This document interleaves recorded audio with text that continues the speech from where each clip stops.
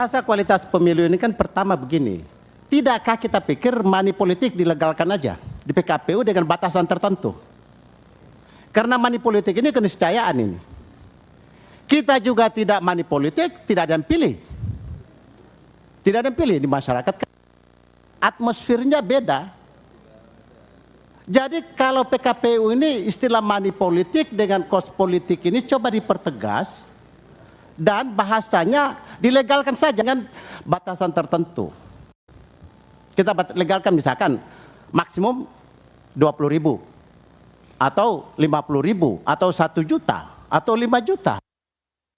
Menduga bisa jadi ya, ini perkiraan saya pertama itu bisa jadi adalah satir atau sindiran kepada frustasinya Pak Hugua atas praktik politik uang atau jual beli suara yang tidak bisa diambil tindakan yang membuat efek jera. Sehingga kemudian tadi ya disebut bahwa politik uang akhirnya sebuah keniscayaan. Karena dalam kontestasi pemilu kalau tidak ada politik uang, maka tidak bisa menang. Padahal kita ini punya semua lembaga untuk melakukan kontrol pengawasan penegakan hukum. Artinya ini sindiran pada institusi-institusi yang ada tidak bekerja sebagaimana mestinya. Sampai-sampai kemudian frustasinya Pak Hugua berujung pada sindiran yang sudah legalkan saja. Mudah-mudahan arahnya ke sana ya, karena kalau arahnya ke sana berarti elemen pengawasan penegakan hukum yang ada itu betul-betul harus berbenah diri. Sampai-sampai seorang kontestan mengakui iklim kompetisi kita tidak bisa menang kalau tidak melakukan politik uang, sesuatu yang adalah ilegal, merupakan kejahatan di dalam undang-undang pemilu kita, tapi terbiarkan tanpa pengawasan dan penegakan hukum yang efektif. Nah itu yang pertama. Saya berharap yang pertama nih. Tapi yang kedua, yang sebenarnya yang saya sangat sesalkan kalau ini yang kedua, ini seolah-olah pembenaran atau normalisasi praktik suap atau korupsi di dalam pelaksanaan pemilu kita. Ini Mbak Livi ya, di tengah indeks persepsi korupsi kita yang sangat buruk pada skor 34, artinya kita tingkat praktik korupsinya itu betul-betul masuk salah satu yang paling parah di dunia.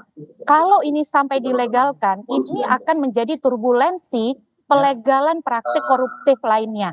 Dan ini adalah bisa dikatakan ancaman besar bagi pemilu kita. Pemilu dan demokrasi kita berada dalam alarm bahaya yang sangat besar. Jadi ini yang saya tidak mengerti betul kenapa sampai harus ada narasi itu. Pasti itu akan memicu praktik ikutan koruptif lainnya dan itu sangat disayangkan. Ya, jadi Mbak Livi, di dalam peraturan KPU nomor 15 tahun 2023, itu saja untuk ongkos politik itu limitnya sangat besar. Dia jadi peserta pemilu caleg itu boleh membagikan bahan kampanye. Bahan kampanye itu boleh berupa kaos, topi, mug, atau pernak-pernik yang sifatnya memorabilia ya. Dan itu wajar di banyak negara juga seperti itu. Tapi memang di peraturan KPU kita limitnya itu sangat besar, Rp100.000. Itu saja sudah menjadi kritik. Jadi saya kira karena bagian dari dialog kita ini adalah edukasi politik, saya ingin lebih menempatkan pendapat Pak Hugua itu bukan normalisasi jual beli suara atau vote buying, tetapi lebih kepada teguran terhadap bagaimana institusi pengawasan dan penegakan hukum kita itu tidak berdaya di tengah politik transaksional yang berlangsung selama ini. Mestinya yang harus dilakukan adalah bagaimana Komisi 2 DPR itu mengevaluasi sungguh-sungguh. Kenapa itu tidak bisa ditegakkan? Padahal kita ini kurang apa? Kita ada pengawas, ada sentra gakumdu, ada polisi, ada jaksa.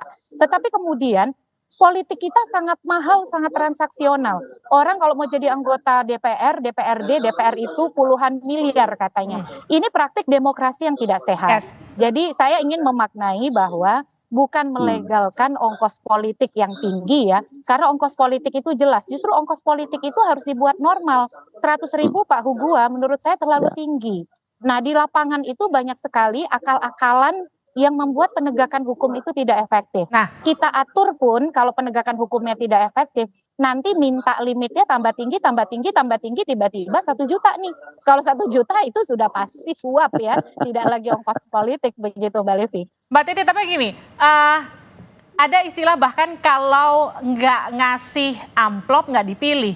Jadi dianggap kalau tadi bahasa Mbak Titi, normalisasi di tengah masyarakat. Jadi nomor piro wani piro. Jadi artinya kan sebenarnya gini, pendidikan dan juga sosialisasi politiknya ke masyarakat kah yang memang kurang, atau memang ini adalah praktik yang sudah lazim bertahun-tahun tapi memang kita tidak cukup punya ruang untuk mengamini ini gitu. Seperti yang tadi Pak Hugua katakan.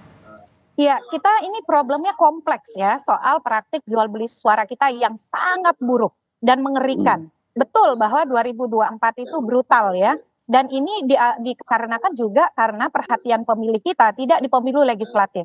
Pemilih kita itu terlalu terpukau, terfokus, terkonsentrasi di pemilu presiden. Akhirnya ini juga memicu jalan pintas pragmatis para caleg melakukan politik uang, ditambah lagi pengawasan dan penegakan hukumnya lemah. Menurut saya perbaikannya itu harus menyeluruh. Dari mulai fungsionalisasi partai politik di dalam melakukan pendidikan politik secara berkesinambungan. Yang kedua dari perangkat hukumnya, dari regulasinya juga harus dibenahi. Yang ketiga itu memang dari sisi pengawasan dan penegakan hukum. Tetapi sekali lagi jual beli suara politik uang adalah haram, jangan pernah kita normalisasi karena dia pasti akan membawa ekses kepada praktik korupsi yang lebih buruk lagi.